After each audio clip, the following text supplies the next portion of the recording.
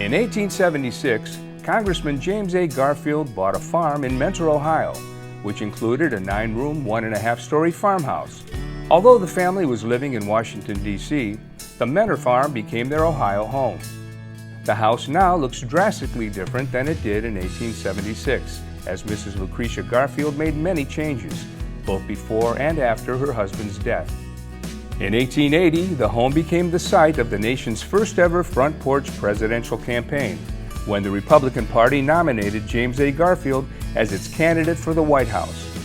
Garfield regularly spoke to assembled reporters and visitors from the front porch of the home, making him one of the first presidential candidates to take an active role in his own campaign and beginning an evolution in the accepted style of presidential campaigning. The path modern visitors take from the visitor center to the home was the same path Garfield's visitors took from the temporary train stop at the rear of the property to Garfield's porch. The small gray building behind the house was here when the Garfields bought the property in 1876. This building was likely built as a bunkhouse for farm workers by a previous owner, though Garfield used it as a library and office. In 1880, it became the campaign's headquarters. A telegraph was installed to allow Garfield to stay connected to campaign workers and news from all over the country. As we enter the home, we come into the entrance hallway. This is where Lucretia Garfield greeted many of the visitors who came to speak with her husband during the 1880 campaign. James A. Garfield National Historic Site is fortunate to have about 80% of the Garfield's original furnishings, including photographs, engravings, paintings, and furniture. Visitors to the site today see the home and property much as it appeared from about 1886 through the early 20th century. This time period was chosen because it allows the National Park Service to show the home as it appeared after the construction of the beautiful Memorial Library added to the home by Mrs. Garfield in 1885. Most of the outbuildings on the property, including the distinctive windmill and the building now used as the Visitor Center, were also added after President Garfield's death in 1881. During the 1880 campaign, Mrs. Garfield was very busy. Not only was she a mother trying to run her household, she also had to greet and entertain the many visitors coming to the house to meet her husband. Lucretia was practically running a hotel here. Yes, she was watching after her children, her mother-in-law, her father, her husband, and of course she's also watching after overnight guests who were coming here throughout the summer and fall. Family members from out of town, friends, and political figures. At the end of their very busy days, James and Lucretia Garfield would retire to this room, their summer bedroom, here on the first floor. There is one object in particular that I like to point out in the room, and it is the secretary desk, which is behind me. That desk and the books in it belong to James Garfield. One of the objects in the room that many people will comment about is the bed. And for many people, it looks short. It's an optical illusion, I think, when we look at this bed, because the pillows upon which he and Lucretia would have rested their heads are rather forward. Another of the objects in the room that draws comments is actually a shoe shine box.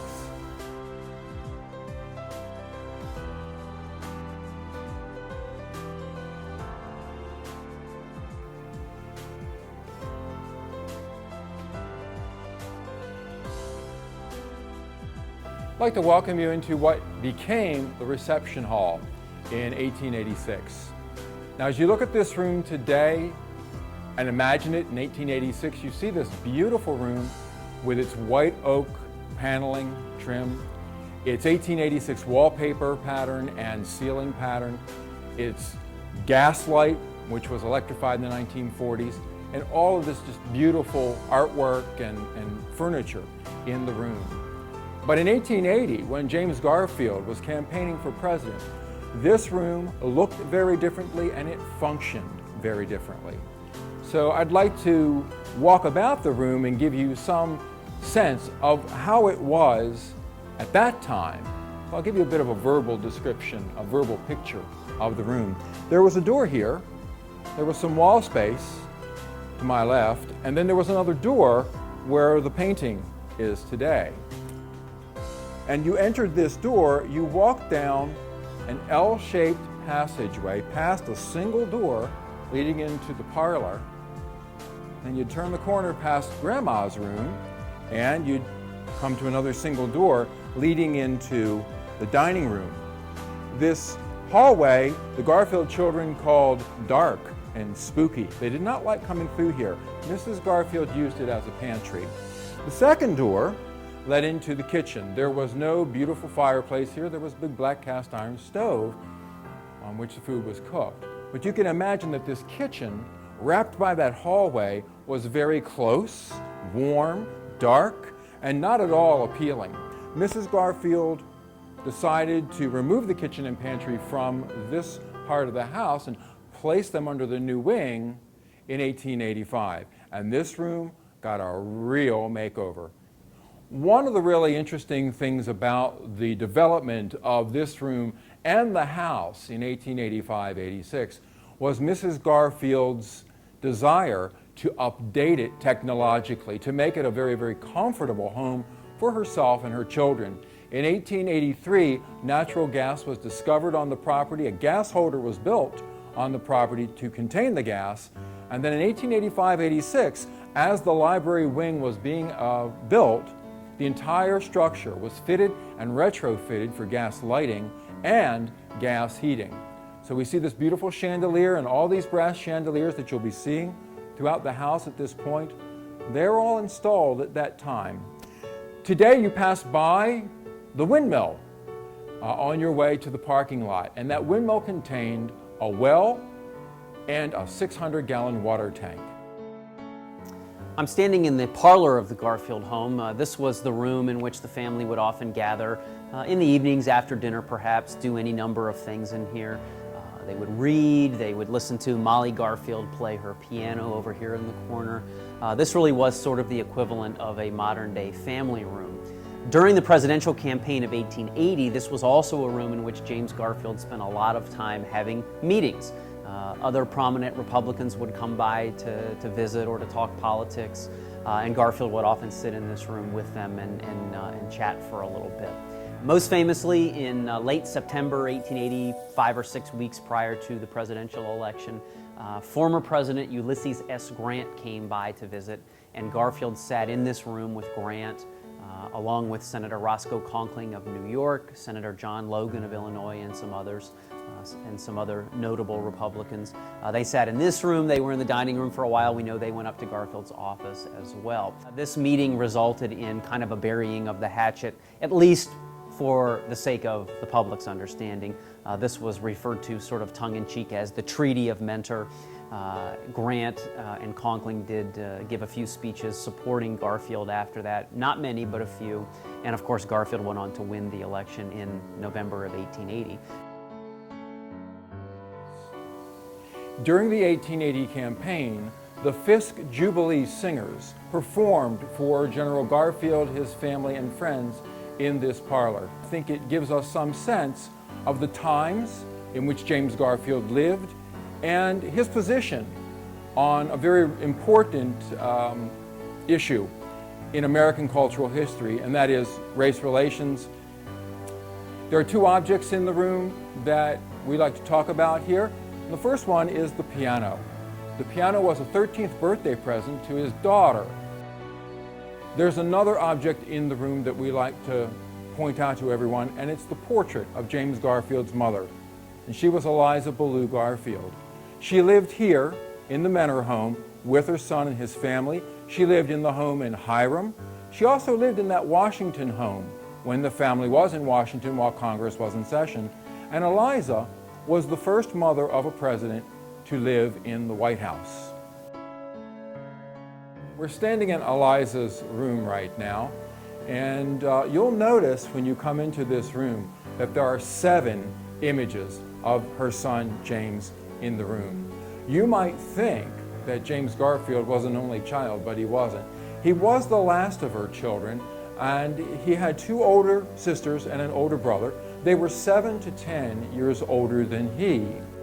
Everybody in the family recognized very quickly, once James started moving around, that he was something of a prodigy. He was reading the Bible and other books that he could get his hands on by the time he was 4 years old, And according to many people who knew him when he was a small boy, he had a prodigious memory. He could recall all kinds of things that he had read, and he really impressed a lot of the people in his community at that time. His mother believed that he was going to be somebody someday. And of course, he accomplished a great deal in his 49 years of life. Now, after his death, Mrs. Garfield had images placed around this room, the sitting room, just next to this room, and there's also an image of James Garfield in the parlor, so that wherever Eliza would be within this part of the house, she could look upon her son James. This is the dining room of the Garfield home, and the Garfield family, of course, used the dining room pretty much like we use dining rooms today. This was the room where they would gather and take their meals together. Some of his favorite activities at dinner included giving his kids spelling tests. He would bring a book to the table that contained some of the most commonly misspelled and mispronounced words in the English language. As you look around the table, you see the centerpiece sitting on the table, which is very striking. This is a sculpture known as the Barge of Venus. This was on display at the 1876 Centennial Exposition in Philadelphia. We know that James and Lucretia Garfield attended the Centennial Exposition. We're not sure if they purchased the item or if it was given to them as a gift. Other items that people often ask about in this room include the tiles around the fireplace. They are very well preserved, but they are original. These were actually drawn and painted by Lucretia Garfield and several of the Garfield children, as well as some family friends during the 1880 presidential campaign. People often also ask us about the china on display here in the dining room. This is Garfield china. These are pieces that James and Lucretia Garfield owned during their married life together. And these are pieces that they took with them when they moved into the White House when Garfield became president in March of 1881. This portrait of General Garfield with a 38-star flag draped above it was arranged by Lucretia just how you see it. The artist was Carolyn Ransom, who was a family friend. She often dined with the Garfields on Sundays, and they referred to her affectionately as Carrie. When the Civil War began, Mr. Garfield was a state senator in Columbus. His roommate was Jacob Cox, who would later become a brigadier general. The two of them expected to get commissions as officers. As they were state senators and gentlemen, they would not enter the army as a recruit or a private or corporal. They thought they would get commands immediately. The unique lamp hanging outside the Memorial Library is indeed original. It is a Moorish-style lamp, and it is Mrs. Garfield's nod to the exotic.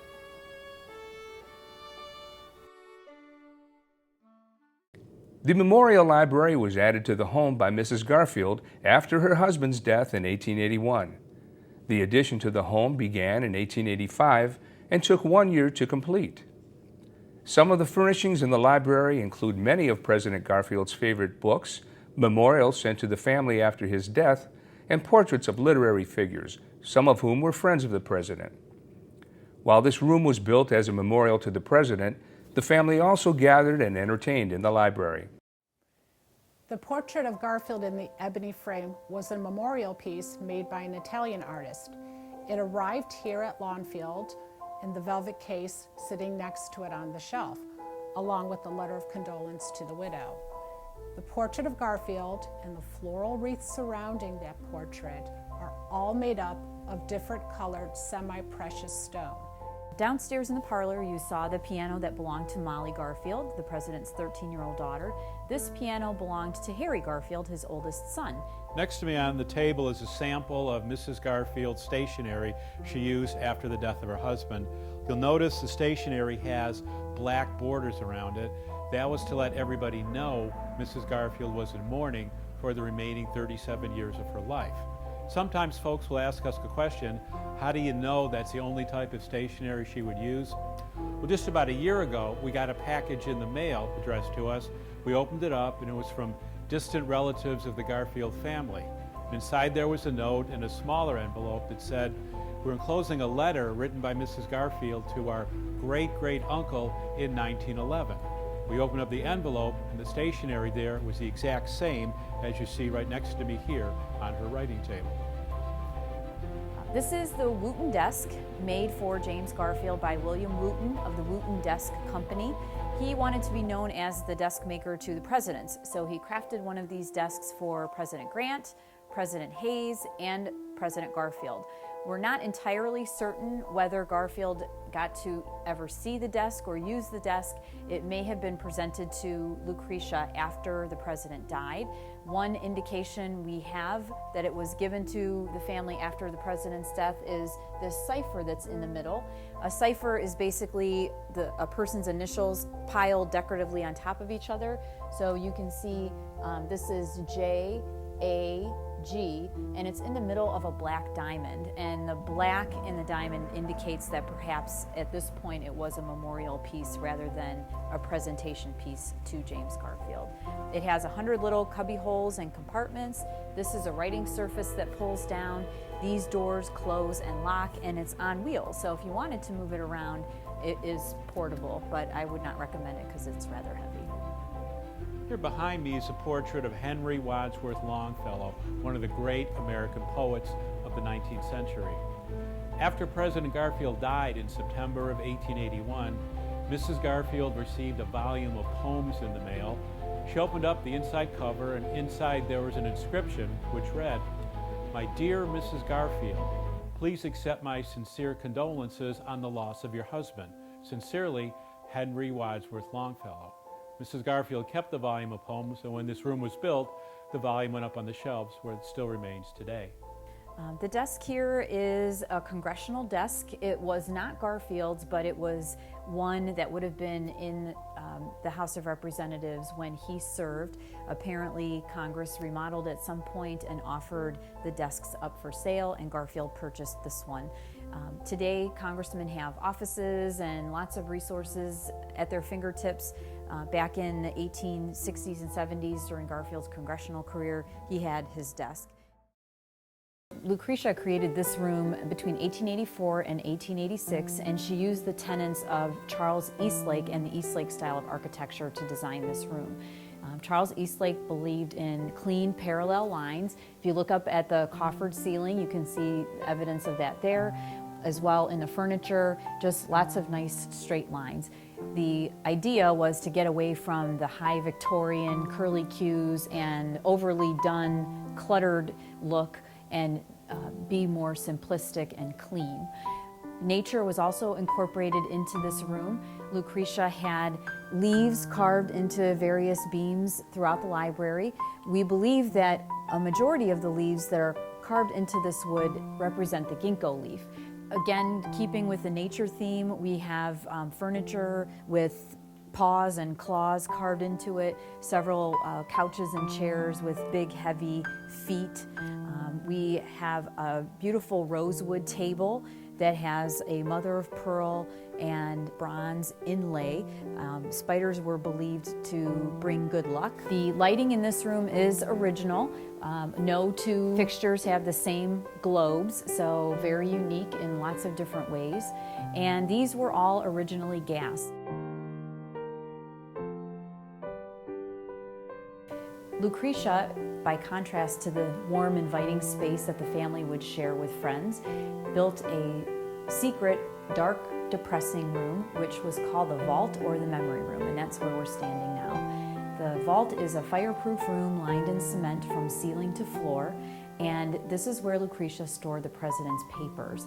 Garfield wrote hundreds and hundreds of letters and speeches during his lifetime, and during his presidential campaign, those had already started being collected. So Lucretia continued the work and stored the papers in this room on the shelves behind me. They were contained in this room until the 1940s when they were sent to the Library of Congress. This room was also used as an area to collect mementos from Garfield's funeral. Garfield's catafalque was constructed on Public Square across from what is today Tower City, and 100,000 plus people passed by his casket over the few days it was on display in September of 1881. There are some items from that funeral on display here. The largest is the wreath up on the top left-hand shelf behind me. That was sent to the family by Queen Victoria on behalf of the English people. It was used throughout Garfield's funeral, and if you ever go through some of the papers from the day, you'll see sketches of the wreath either on top of or next to Garfield's casket. After the funeral services were finished, Lucretia sent the wreath to Chicago to be waxed, and this September of 2014, will be the 133rd anniversary of Garfield's funeral, and therefore the wreath dates back to that time period as well. This is Grandpa Zeb's room, Lucretia Garfield's father. Zeb Rudolph lived in this house about 18 years. He came here to live after his wife died in 1879, and he was here until his death in 1897. We don't know exactly how big this room was before the Memorial Library addition, but it certainly got bigger and more comfortable when Mrs. Garfield added to the house in 1886. The room is not documented, so what we have here in the room is an approximation of what it looked like when Zeb Garfield lived in it. We don't know exactly for sure, but certainly this is his desk. And we have a lot of books in this room, mostly on religion and philosophy, and very interesting. The rug in this room is one of the 2 rugs that we have in the house that is original to the house. So it is really important to us, and we take very extraordinary care of it. I'm standing outside the hall of Zeb Rudolph's bedroom, and I'd like to tell you about some of the art that is hanging on the walls here. Behind me are 3 pencil drawings that were done by the family. They didn't always sign their works, so we are uncertain of who drew these 2 sketches. Possibly one of the children, possibly Lucretia Garfield herself. This one is signed on the back by Mrs. Garfield, so we do know that this is her drawing. There is a watercolor that was done by Henry Ward Elliott, and it is signed by the artist. The brass chandelier hanging in this hallway is original, and it still has its original uranium glass. Some people call it Vaseline glass because it does resemble Vaseline in its color and texture. This is the bedroom of Irvin and Abram Garfield. They were the 2 youngest boys in the family. When Mr. Garfield was elected president, the boys were 8 and 10 years old. To my right is the bed used by Irvin and Abram. This bed came from their second home in Washington, D.C., and was moved back here after the family left the White House. This is the winter bedroom. This is the room that James and Lucretia Garfield shared as a bedroom during the colder months of the year. It's always a little bit warmer upstairs. Of course, heat rises, so we have the summer bedroom downstairs. We have the winter bedroom here on the upper level of the home. And after President Garfield's death, when Mrs. Garfield came back here to the Manor House, this is the room she used pretty much all of the time as a bedroom. Something interesting to see in this room is it's in this room where you see visual representations of the 2 Garfield children that did not survive. They actually had 7 children born to them. Their very first child was a daughter that they named Eliza after James Garfield's mother. She died at age 3 of diphtheria. She was nicknamed Little Trot. On the other wall is a portrait of their last-born son, Edward, with a couple nicknamed Nettie. He died at age 2 of whooping cough. Although the children never lived in the Mentor home, their pictures always hung on these walls. Of the 5 Garfield children that did survive, 4 sons, 1 daughter, all grew up to eventually get married and have families of their own. On the mantle, you'll see photos of some of the 16 grandchildren that Lucretia Garfield had by the time she died in March of 1918. Well, between the winter bedroom and Molly's room, we have this beautiful lithograph on the wall. The painting was originally done by Francis B. Carpenter. It depicts President Abraham Lincoln presenting the Emancipation Proclamation to his cabinet in the fall of 1862. The artist of the original painting, Francis B. Carpenter, gave this print to James A. Garfield as a memento of the occasion. And we actually like to point out that here in the corner, it is written to the Honorable J. A. Garfield with the grateful regards of F. B. Carpenter, February 12, 1878.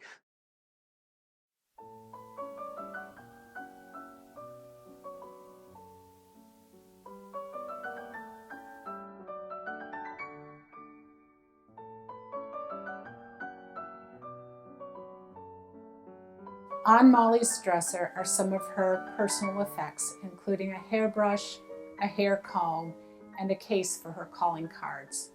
There are 2 photographs on her dresser as well. One of her future husband, Joseph Stanley Brown, and their firstborn son, Rudolph. The framed photograph on the wall next to Molly's dresser is of she and her father. She's 4 years old in the picture, and this was taken at Matthew Brady's studios. As you can see, Molly's head is resting against her father's arm, and he is holding a book. It's a very affectionate scene of a father and daughter. However, on the back of the photograph, James A. Garfield wrote, "Molly in a huff," which suggests that something else was going on during this photography session. This is the snuggery, which is what Mrs. Garfield called this room. It's James Garfield's study, or his den. And this room reflects both Garfield as a person and as a politician. There are a lot of things in this room that show himself with his friends. These folks up above the fireplace mantle are Garfield's classmates from Williams College, 1856. And these gentlemen all came to Washington for his inauguration, which is when these pictures were taken. So these were personal friends of his from a long time in his past.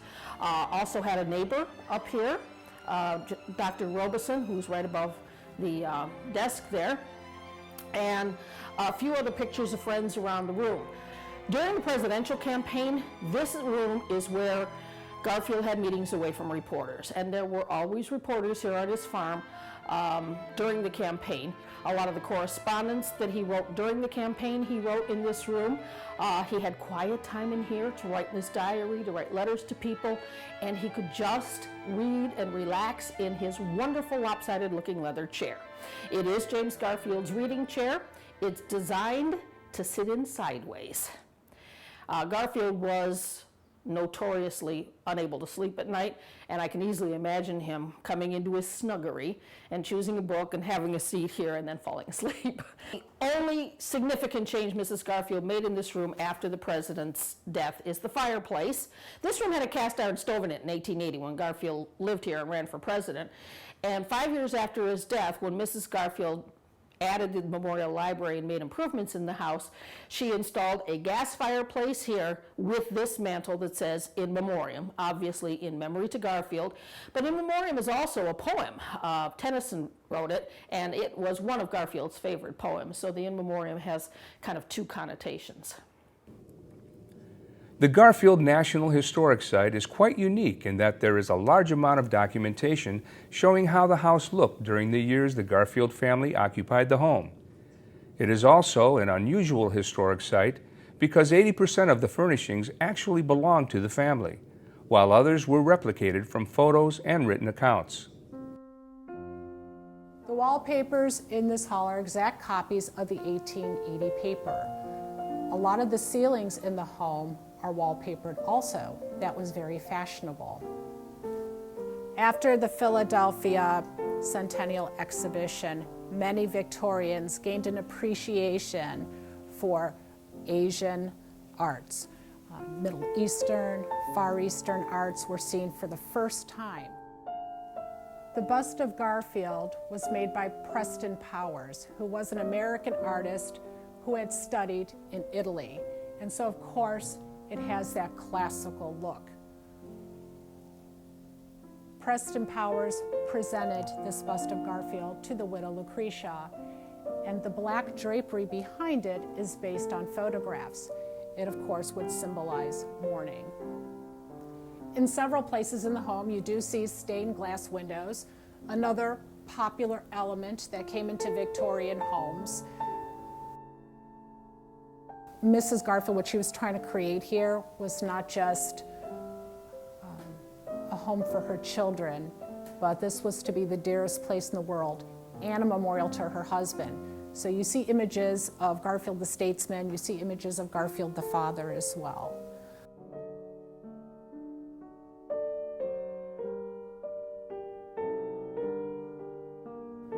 Renovations to the home are expected to be completed in March 2015. Please come back and visit again.